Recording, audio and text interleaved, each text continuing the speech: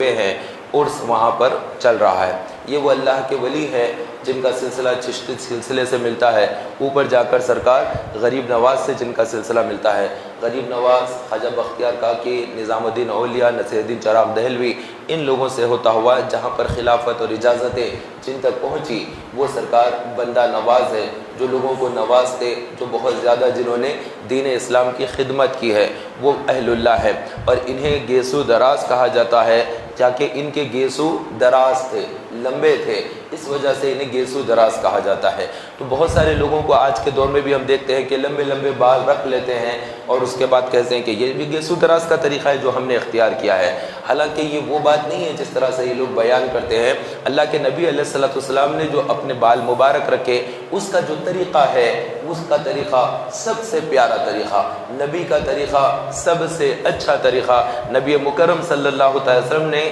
اپنا جب حج مبارک کیا، آخری حج جسے کہا جاتا ہے، وہ حج جو رسول پاک صلی اللہ علیہ وسلم نے کیا، ایک حج کیا۔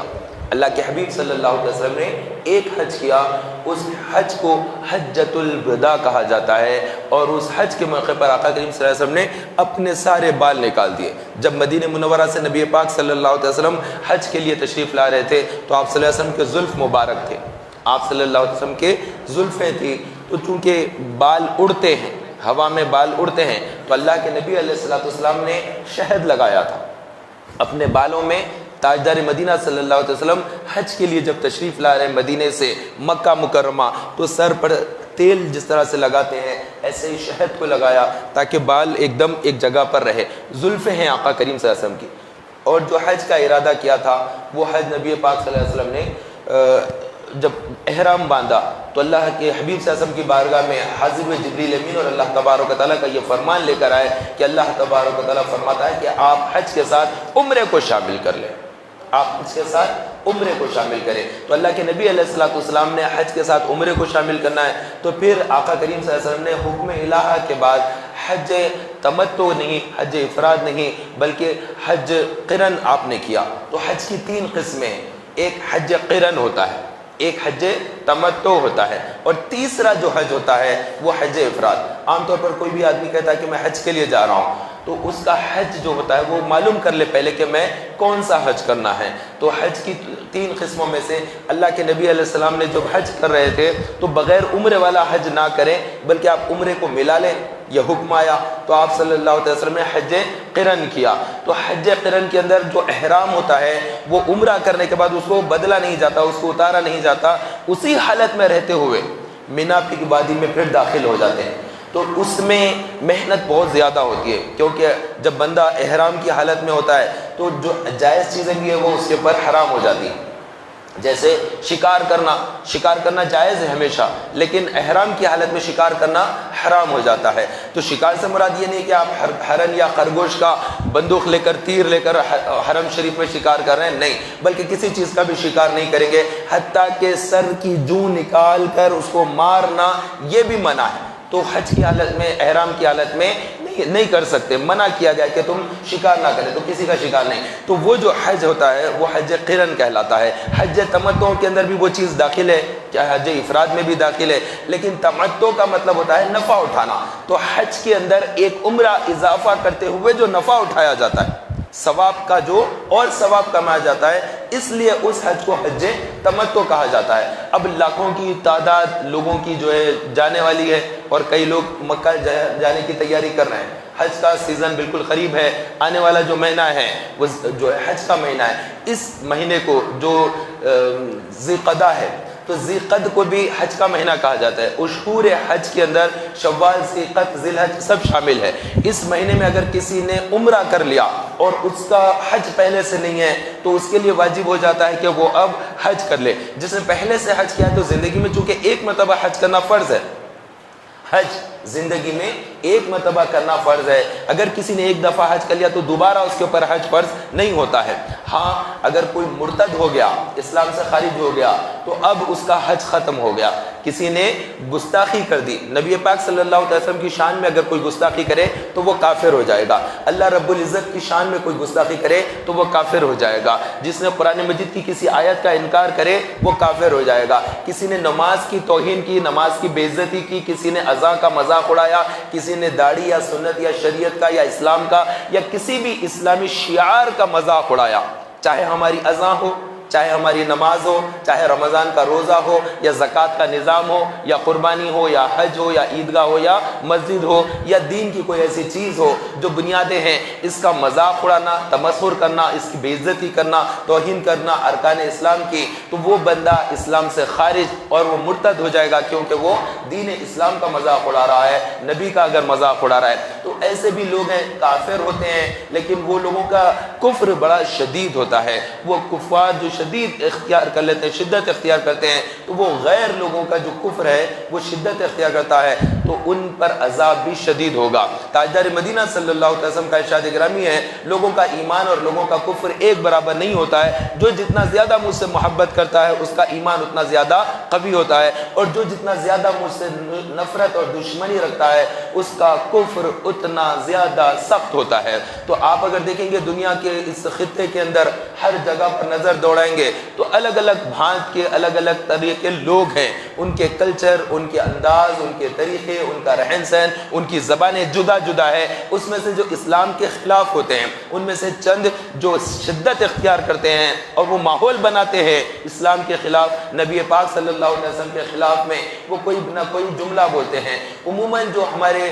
آقا کریم صلی اللہ علیہ وسلم کے خلاف میں جو گستاخیاں کرتے ہیں وہ نکاح کے اوپر کرتے ہیں کہ اللہ کے نبی علیہ الصلوۃ والسلام نے 11 نکاح کیے ہیں، اس کے اوپر مشرکین اعتراض کرتے ہیں، غیر اس کے اوپر انگلی اٹھاتے ہیں، تمسخر کرتے ہیں۔ اس سے پہلے بھی، آزادی سے پہلے بھی اللہ کے نبی علیہ الصلوۃ والسلام کے خلاف میں ایسے ہی ایک کتاب لکھی گئی تھی، اس کے اندر بھی ایسے ہی جملے لکھے گئے تھے، اور اس میں رنگیلا نبی کے نام سے ایک کتاب چھاپی تھی۔ آزاد ہندوستان نہیں تھا، انگریزوں کا دور تھا، اس وقت میں مسلمانوں نے بہت بڑے پیمانے پر پروٹیسٹ کیے تھے، بہت بڑے پیمانے پر احتجاج کیے تھے، اور اس کے بعد جس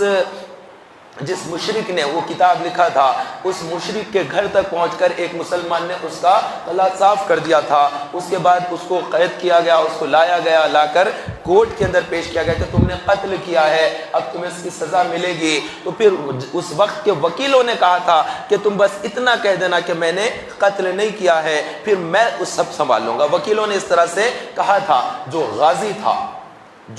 غازی تھا جس نے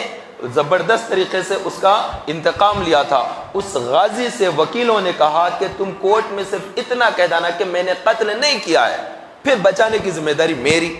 جج صاحبان کے ساتھ تم نے کیا بات کرنا ہے وہ میں دیکھ لوں گا۔ انہوں نے کہا کہ نہیں، میں ہرگز ایسا کام نہیں کر سکتا، میں نے جب کیا ہے، میں نے جب قتل کیا ہے تو میں ضرور یہ کہوں گا کہ میں نے کیا ہے، کیونکہ میں نے کوئی جرم نہیں کیا ہے، میں نے مجرم کو قتل کیا ہے، میں نے صحیح کیا ہے۔ اس طرح کی انہوں نے بات کی تھی۔ اور جب کورٹ میں لایا گیا، جج نے پوچھا کیا تم یہ کیسا کرتے ہو، تم نے قانون کیسے اپنے اختیار میں لے لیا ہے، اور یہ کیسے گستاخی پر تم نے یہ کیسے کام کیا ہے؟ تو اس وقت اس نے ایک تاریخ ساز جملے کہے تھے، ایک تاریخ ساز جملہ کہا تھا جج کے سامنے۔ اس نے کہا تھا کہ اگر توہین عدالت ہو تو جج صاحب آپ پسند نہیں کرتے، اور جب توہین رسالت ہو تو کوئی مسلمان بھی پسند نہیں کرتا۔ تو یہ بات انہوں نے کہی تھی جو تاریخ میں لکھی گئی ہے کہ اس وقت میں جب مشرک گستاخ ملعون نے جب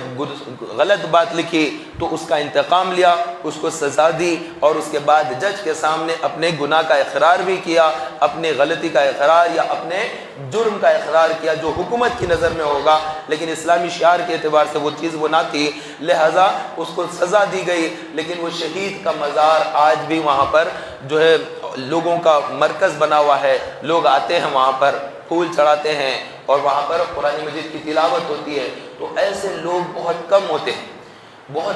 ہیں، اور اللہ جن کو چن لیتا ہے وہ منتخب ہوتے ہیں اور ایسے کام کے لیے آگے بڑھ جاتے ہیں۔ تو اللہ جس کو توفیق عطا فرما دے وہ، لیکن ہم قانون کو ہاتھ میں لینے کی بات بھی نہیں کر رہا میں، ہم اپنا درج جو کرانا ہے۔ ابھی اس وقت میں نپور شرما نامی خاتون نے جو گستاخی کی ہے، رسول پاک صلی اللہ علیہ وسلم کے گستاخی کی ہے، ہندوستان کے کئی شہروں میں احتجاج ہوا ہے، اس میں کوئی دو رائے نہیں ہے۔ بہت زیادہ جھارکھنڈ کے علاقے کے مسلمانوں نے کیا ہے، کانپور کے مسلمانوں نے احتجاج کیا، ان پر فائرنگ ہوئی، بچے شہید ہوئے، ان کو یہاں پر گولی لگی، سر سے پورا کا پورا خون بہہ کر لاش گری، اسے لے جا کر دفن کیے۔ پھر اس کی ماں کا اسٹیٹمنٹ بھی آیا، چاہے آپ NDTV پر دیکھیں یا BBC پر دیکھیں، چاروں طرف میں وہ آیا کہ اس طرح انہوں نے کہا کہ اگر میرا بچہ نبی پاک صلی اللہ علیہ وسلم کی ناموس پر اگر شہید ہوتا ہے تو مجھے اس پر کوئی غم نہیں ہے۔ تو اس طرح وہ جھارکھنڈ کی وہ مسلمان خاتون نے جس کا بچہ شہید ہو گیا پولیس فائرنگ میں، اس نے کوئی غم نہیں کیا، بلکہ دکھ اس بات کا تھا کہ بچہ کھو گیا ہے، اکلوتا بیٹا شہید ہو گیا۔ وہ ایک ممتا کی ایک الگ چیز تھی، لیکن اس کے باوجود بھی اس خاتون نے کوئی دکھ اس پر نہیں کیا کہ یہ کاش کہ میرا بیٹا نہ جاتا وہاں پر، نہ، ایسا جملہ نہیں تھا۔ کاش کہ میرا بیٹا پروٹیسٹ نہیں کرتا، ایسا کوئی جملہ نہیں تھا۔ پروٹیسٹ کیا تھا، بچہ شہید ہوا تھا، تو چند اگر بچے شہید ہو جاتے ہیں تو اس پر غم نہ منائیں، اس پر پریشان نہ ہو جائیں۔ اگر خون بہہ جاتا ہے، اگر ہم قتل کیے جاتے ہیں یا لاٹھی چارج میں ہمارے ہاتھ پاؤں ٹوٹتے ہیں تو یہ تمام چیزیں ہونی ہے، تو یہ اتنا کوئی بڑا نہیں ہے۔ ناموس رسالت پر جو انگلی اٹھائی جا رہی ہے، رسول پاک صلی اللہ علیہ وسلم کے خلاف میں جب بولا جا رہا ہے، اس کو گوارا کریں گے تو آبادیاں قتل ہو جاتی ہیں، وہ بہت بھاری نقصان آتا ہے۔ اس سے پہلے غرناطہ کے اندر ہماری حکومت تھی، 500 سال مسلمانوں، آج کے اس حساب سے اس کو آپ اسپین سمجھ لیجئے، اس کو اسپین ملک کہا جاتا ہے، تو یہاں پر ہماری حکومت تھی، 500 سال مسلمانوں نے حکومت کی، بڑے بڑے علماء ہوئے، بڑی بڑی بھاری قرآن مجید کی تفسیریں، ترجمے سب انہوں نے کیے۔ اس کے بعد وہاں پر گستاخیاں ہوئی تو مسلمانوں نے اسے قتل کر دیا کہ تم گستاخی کرتے کیسا نبی کی شان میں۔ تو اس طرح سے ہوتا رہا، لیکن اس کے بعد ان لوگوں نے یہ کیا کہ ہم گستاخی کریں گے لیکن مسلمان ہمیں حملہ نہ کرے، ان کا معیار گر جائے، مسلمان برداشت کر لے۔ اس کے لیے انہوں نے ایک پاگل کا بھیس اختیار کیا ایک آدمی نے، اور پاگل بن کر وہ اس طرح سے گستاخیاں کرتے ہوئے گلی کوچوں میں روڈوں پر پھرتا تھا۔ تو مسلمان جب اس کو مارنے جاتے تو دوسرے مسلمان کہتے کہ نہیں یہ تو پاگل ہے، یہ پاگل پنے میں بول رہا ہے۔ ارے وہ پاگل پنے میں کیا بول رہا ہے، وہ تمہیں پاگل بنا رہا ہے۔ وہ پاگل پنے میں بھی اگر گستاخی کرتا تو نہیں مانی جائے گی۔ آپ کو اختیار کس نے دیا ہے کہ رسول پاک کی شان میں گستاخی ہو اور آپ معاف کریں؟ آپ کو اگر کوئی مارے، آپ کو گالی دے، آپ کو برا بھلا کہے، آپ کی کوئی چیز چھین لے، آپ کو اختیار ہے، آپ معاف کر سکتے ہیں۔ لیکن نبی پاک صلی اللہ علیہ وسلم کی بارگاہ کا کوئی گستاخ ہے تو کسی مسلمان کو اختیار نہیں ہے کہ اسے معاف کرے، نہیں معاف کر سکتے، وہ اللہ کا مجرم ہے، اسے سزا ملنی ہی ملنی چاہیے۔ تو اس طرح سے ہوا تو لوگوں نے اسے چھوڑ دیا، نہیں مارا، اور اس کے بعد وہ پاگل گلی گلی میں، محلے محلے، مسلمانوں کے بازاروں میں، بستیوں میں پھرتا ہوا وہ پاگل جملے بولتا رسول پاک کے خلاف، لیکن وہ لوگوں نے ہاتھ نہیں اٹھایا، اسے نہیں روکا۔ اس کا نتیجہ یہ نکلا کہ دیکھتے ہی دیکھتے عیسائی مذہب والے غالب آئے اور پھر وہاں کی حکومت گری اور مسلمانوں سے غرناطہ چلا گیا۔ ایک بڑا ملک اسپین، مسلمانوں نے جہاں پر 500 سال حکومت کی، وہ حکومت وہاں سے چلی گئی۔ آج وہاں پر عیسائی مذہب کے لوگوں کی حکومت ہے، کرسچن وہاں پر حکومت کرتے ہیں، تو حکومتیں تباہ ہو جاتی ہیں۔ آپ یہ سمجھتے ہیں کہ اس کے اوپر بولنا چاہیے، نہیں بولنا چاہیے، کرنا نہیں چاہیے، آپ کی آبادی ہی نہیں رہے گی، آپ کا وجود باقی نہیں رہے گا، آپ کا نام، آپ کی عزت، سب کچھ رسول پاک کے قدموں سے ہے، اور اگر وہاں سے اگر ٹوٹ گئے تو پھر کہیں کے باقی نہیں رہے۔ واللہ وہی سے ہمارا تعلق ہے، وہی ذات سے ہمارا تعلق ہے، اس ذات سے محبت، وہ مرکز ایمان، وہ مرکز اسلام ہے۔ ان کی عقیدت، ان کی محبت، ان سے بے پناہ، ان سے ان کی چاہت، یہی اسلام ہے۔ اسلام کسی اور چیز کا نام نہیں ہے۔ آپ اگر اسلام کو کسی اور زاویے سے دیکھتے ہیں تو نہیں، بلکہ اسلام وہی ہے جو محمد الرسول اللہ ہے، یہی ایمان، یہی اسلام ہے۔ ہمارے لیے سب کچھ یہ ہے، ہماری مائیں قربان، ہمارے باپ قربان، ہماری بہنیں، ہمارے بھائی، ہماری بیوی، بچے، ہماری ذات، سب کچھ قربان رسول پاک کے نام پر، رسول پاک کی رسالت پر، ان کے ناموس پر، سب کچھ اگر قربان کریں گے، وہاں سے پھر اللہ عزت دے گا، وہاں سے تمہیں شان ملے گی، وہیں سے تمہیں پھر عزت ملے گی۔ یہ عزتیں، یہ طاقتیں، یہ سب کچھ توانائیاں سب اگر ملیں گی تو انہی کے قدموں کے برکت سے ملیں گی، اور اگر اس در کو چھوڑا تو پھر در در کے ہو جائیں گے، قتل کیے جائیں گے، مارے جائیں گے، ملک سے نکالے جائیں گے، تباہ و تاراج ہو جائیں گے، لیکن کوئی چیز حاصل نہیں ہوگی۔ تو ان سے محبت کرنا چاہیے، ان سے شریعت پر۔ تو آج ہمارے لیے جو ضروری ہو گیا ہے پہلے سے زیادہ کہ ہم مسجدوں کا لگاؤ اپنے سے بڑھا لیں، اللہ کا گھر مسجد، اس کے اندر آنا جانا ہمارا بڑھ جائے، مسجدوں سے ہمارا لگاؤ بڑھ جائے، آپ نماز کی طرف آ جائیے، آپ ذکر و اذکار کی طرف آئیے، اللہ کی رسی کو مضبوطی سے تھامنا ہے، اللہ کی توحید، اللہ کی محبوب کی محبت، اس کے لیے ضروری ہے کہ ہم قرآن سے محبت کریں، نمازوں سے، مسجدوں سے محبت کریں۔ آپ جتنا زیادہ مسجدوں کو آباد کریں گے، اللہ تعالیٰ اتنا زیادہ غیروں کے دلوں پر آپ کا خوف طاری کرے گا، غیروں کے دلوں پر آپ کا خوف طاری کرے گا، اور اللہ تعالیٰ آپ کو پھر سے عزتوں سے نوازے گا، ورنہ پھر ٹھوکریں ہی ٹھوکریں، کہیں سے کچھ ملنے والا نہیں ہے۔ تو اللہ کے لیے، اپنی آخرت کے لیے، ناموس رسالت کے لیے ہمیں کام کرنا پڑے گا۔ تو محترم اسلامی بھائیوں، میں عرض کر رہا تھا بندہ نواز سرکار کے متعلق کہ وہاں پر عرس چل رہا